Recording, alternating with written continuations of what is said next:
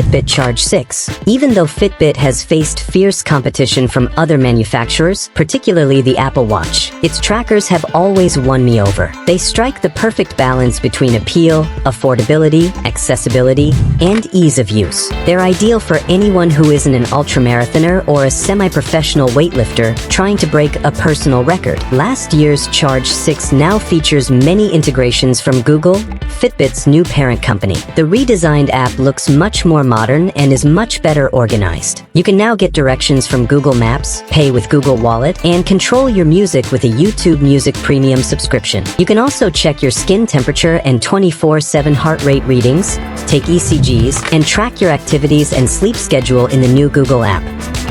The battery charge lasted more than a week, and the physical button is back, baby. All of this comes in a package that costs $160. At the end of July 2024, the company also rolled out several updates. Improvements to the algorithm now mean that heart rate tracking is more accurate. It can also automatically detect more sports, such as elliptical and spinning, and GPS accuracy has improved.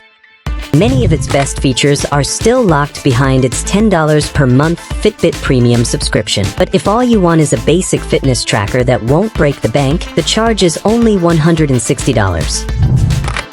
Garmin Vivomove. One of the biggest issues with fitness trackers is that each one has its own proprietary charger. If you're used to the convenience of charging your phone and earbuds on versatile Qi wireless chargers, hunting for a specific charger can be a hassle. The Vivomove Trend is Garmin's first device to feature wireless charging, and it works. Garmin Connect is Garmin's proprietary tool for tracking all your fitness stats, and it's one of the most comprehensive and actionable apps I've used. This year, Garmin redesigned it to resemble Fitbit's app a bit, with Body Battery, Garmin's metric for assessing your energy levels throughout the day, at the top, above an easy-to-navigate glance section. The Trend is an easy way to access Garmin's most practical fitness features with an analog watch face, connected GPS, incident detection, contactless payments, sleep tracking, and continuous heart rate monitoring. However, Garmin has a bunch of similar models that go on sale quite regularly. The Vivomove Sport from 2022, $180, is much cheaper and looks almost identical, but you'll likely make up the difference in 6 months when you don't have to replace chargers. Google Pixel Watch 2. The Google Pixel Watch 2 is by far the most attractive fitness tracker in this range and the hardest to take off my wrist. Last year's iteration was everything reviews editor Julian Chakatu wanted to see in the previous version. It comes with Wear 4, Google's latest operating system, and features a fast processor that makes it easy to track health metrics and display them in the updated, charming Fitbit app. These now include electrocardiogram readings, sleep tracking, heart rate readings,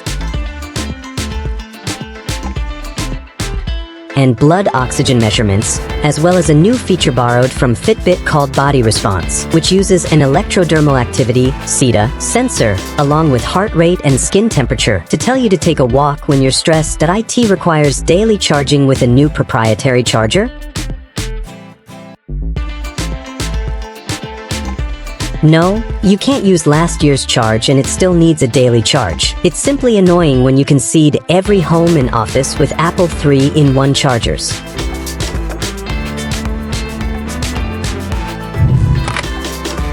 Garmin Forerunner 165. The best running watch will probably always be a Garmin Forerunner. The line is one of Garmin's oldest and goes all the way from the bare-bones Forerunner 55, $200, to the spendy Forerunner 965, $600. They all have different graduated specs and features. For example, the less expensive ones have cheaper displays and no blood oxygen sensors. However, all have access to multiple satellite systems for accurate positioning, as well as access to Garmin's proprietary training algorithms. Garmin's suggested workouts are flexible. The Forerunners also age pretty well, which means you're getting a bargain if you can find last year's watch on sale. However, I think the Forerunner 165 is a good compromise for most people. It's on the more affordable end of the spectrum, but it has everything you need, including a bright AMOLED display, an altimeter for more accurate mileage, and a blood oxygen sensor. I found the sleep and workout tracking to be pretty accurate. The battery life is decent, and I really like Garmin's morning report, which wakes you up with a summary of last night's stats,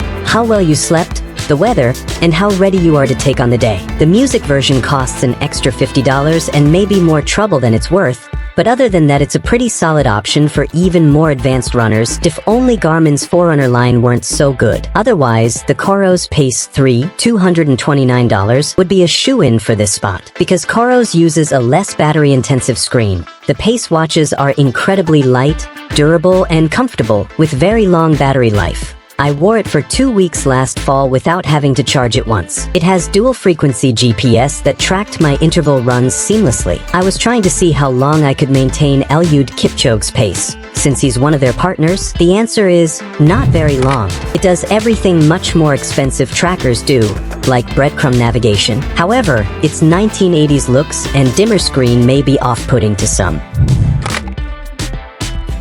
Fitbit Accelete. The Fitbit Ace LTE is the first fitness tracker that I've gotten my kids to wear consistently. The Ace is a combination fitness tracker, gaming device, and location tracker that has been incredibly useful and fun for both me and my children as they've moved from camp to lesson to pool to neighbor's house this summer. It has the full suite of Fitbit's health sensors, so it can track my kids' step count and make sure they're not spending too much time in front of the TV. The $10 per monthly subscription pays for both LTE connectivity, so you don't have to add a line to your cell phone plan, as well as Fitbit Arcade, which has a plethora of fun, time-limited, movement-based games that incentivizes my children to keep their watches on.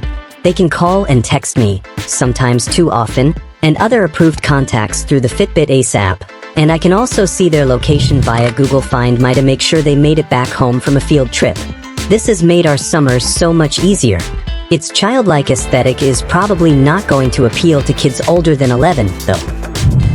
Garmin Epix Pro Gen 2. Last year, Garmin again released updates to its two high-end sports watches, the Epix Pro and the Fenix 7 Pro. Last year, the limited battery life and huge case on the Epix were off-putting, but now it comes in 3 sizes and with a whopping 2 weeks of battery life. It's now one of my favorite sports watches, but the main difference is the screen. The Epix still has the bright AMOLED display, while the Fenix 7 Pro has a less bright memory and pixel display. The Fenix also has the option for solar charging, which extends the battery life quite a bit, but I have found that the Epix lasts long enough for a week of camping.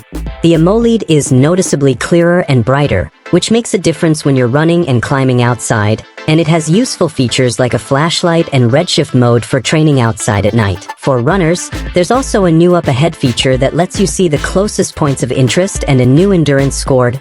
Well, check out your endurance if the zillions of other Garmin proprietary metrics aren't doing a good enough job of assessing what great shape you're in. I have steadily grown to appreciate Coros sports watches, which often eschew bright screens for more affordable price points and thoughtful features like locking mechanisms that prevent me from stopping or starting, tracking when I'm snowboarding and falling down while scream singing to John Cicada. I also tested the Coros Apex 2 Pro, which offers much of the same functionality as a Garmin at half the price.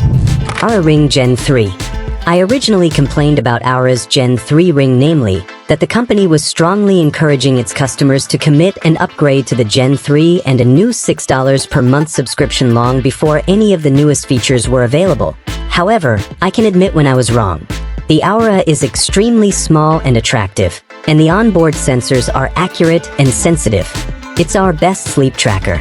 A recent, small, study in sleep health also found that across 6 fitness trackers, it was the most accurate at tracking sleep. All the features are now available with the membership, and you can access guided meditations, personalized insights, and educational content. Without it, you will be able to access only your 3 basic Oura scores, which are your daily readiness, sleep, and activity scores, essentially what you saw last year.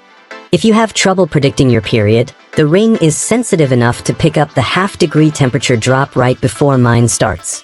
Although the company has made no explicit statement about Roe versus Wade, it's based in Finland and abides by the GDPR, and US-based health authorities cannot subpoena data from it. Garmin Instinct 2 Solar.